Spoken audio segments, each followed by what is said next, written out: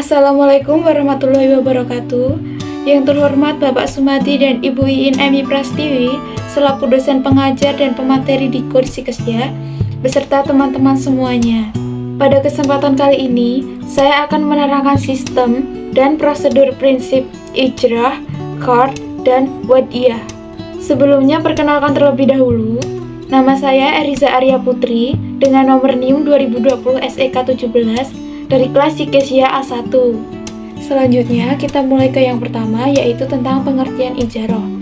Ijaroh adalah transaksi atas suatu manfaat yang mubah berupa barang tertentu atas dijelaskan sifatnya dalam tanggungan dalam waktu tertentu atau transaksi atas suatu pekerjaan yang diketahui dengan upah yang diketahui juga. Rukun ijaroh sendiri ada 5, yaitu yang pertama, orang yang menyewakan atau muajir. Yang kedua, akad antara penyewa dengan yang menyewakan. Yang ketiga, ijab qabul. Yang keempat, upah.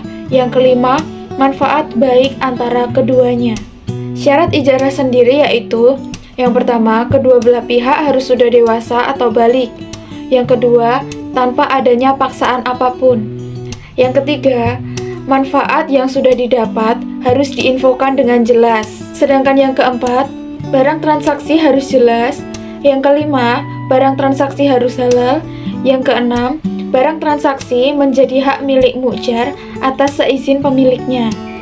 Selanjutnya yaitu jenis ijaroh. Jenis ijaroh ada 2, yaitu yang pertama ijaroh manfaat, yang kedua ijaroh pekerjaan. Ijaroh manfaat sendiri yaitu objek yang disewakan berupa aset tidak bergerak, contohnya seperti rumah, hotel, pakaian, dan lain-lain. Sedangkan ijaroh pekerjaan yaitu objek sewanya berbentuk pekerjaan atau jasa, contohnya seperti pengiriman paket, menjahit baju, dan lain-lain. Sedangkan pembatalan ijaroh sendiri yaitu yang pertama, barang yang akan disewakan rusak, objek yang akan disewakan hilang atau musnah, masa sewa telah habis, dan terjadi usur salah satu pihak. Selanjutnya, mari kita ke pembahasan yang kedua, yaitu mengenai qard. Qard adalah akad pinjaman yang wajib dikembalikan dengan jumlah yang sama pada waktu yang telah disepakati. Rukun qard sendiri ada 5, yaitu yang pertama, peminjam harus balik, berakal, dan tidak mahjur. Yang kedua, peminjam atau pemberi harus seseorang yang layak bersosialisasi. Yang ketiga, pada bank syariah sendiri, qard adalah fungsi sosial. Yang keempat, barang yang digunakan harus dapat diakad salam. Yang kelima, ijab qabul dibacakan harus dengan jelas agar dipahami oleh kedua pihak. Selanjutnya yaitu sumber pendanaan qard. Yang pertama yaitu bagian modal lembaga keuangan syariah. Yang kedua, keuntungan lembaga keuangan syariah yang disisihkan. Yang ketiga, lembaga lain atau individu yang menyalurkan infaknya melalui lembaga keuangan syariah. Selanjutnya pada fungsi qard ada 3, yaitu yang pertama, membantu nasabah yang sedang membutuhkan dan terdesak. Yang kedua, qard hasan adalah misi sosial dari perbankan syariah. Yang ketiga, misi inilah yang meningkatkan citra lembaga keuangan syariah di masyarakat. Selanjutnya yaitu macam-macam qard. Ada 2, yaitu sosial dan komersial. Yang pertama yaitu sosial. Akad qard yang berdiri sendirian hanya bermaksud sebagai tujuan sosial. Sedangkan yang kedua komersial, akad qard yang digunakan untuk melengkapi transaksi lain yang bersifat komersial hanya untuk mendapatkan keuntungan. Kegunaan qard dalam perbankan syariah yaitu yang pertama, pinjaman tunai dari produk kartu kredit syariah. Yang kedua, pinjaman untuk talangan keperluan haji. Yang ketiga, pinjaman untuk pengusaha kecil. Yang keempat, pinjaman untuk pengurus atau karyawan bank. Selanjutnya ke pembahasan yang terakhir yaitu tentang wadiyah. Wadiyah adalah titipan nasabah yang harus dijaga dan dapat dikembalikan sewaktu-waktu apabila nasabah tersebut hendak mengambilnya. Jenis wadiyah ada 2, yaitu yang pertama, wadiyah yadamah.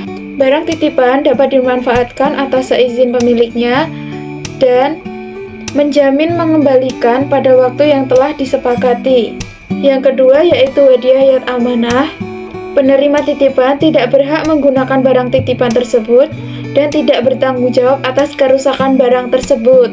Selanjutnya, rukun hadiah sendiri ada 5, yaitu yang pertama, titipan dapat disimpan. Yang kedua, ijab kabul. Ada penitip dan ada juga orang yang dititipkan barang. Yang keempat, barang titipan harus halal. Yang kelima, barang titipan harus memiliki nilai. Selanjutnya, syarat hadiah sendiri ada 3, yaitu yang pertama, penitip maupun yang menitipkan barang harus berakal. Yang kedua, keduanya harus balik dan mumazis. Yang ketiga, harta atau barang harus diberikan secara fisik. Sedangkan faktor batalnya hadiah tersebut yaitu yang pertama, meninggalnya orang yang menitipkan maupun dititipkan barang. Yang kedua, adanya pengambilan barang oleh orang yang dititipkan barang. Yang ketiga, salah satu pihak berada di dalam koma panjang atau hilang akal. Yang keempat, hilangnya kompetensi penitip atau pihak yang dititipi mengalami kebangkrutan. Yang kelima yaitu apabila terjadi pemindahan kepemilikan. Itu saja materi yang saya sampaikan. Kurang lebihnya mohon maaf, semoga bermanfaat. Terima kasih. Wassalamualaikum warahmatullahi wabarakatuh.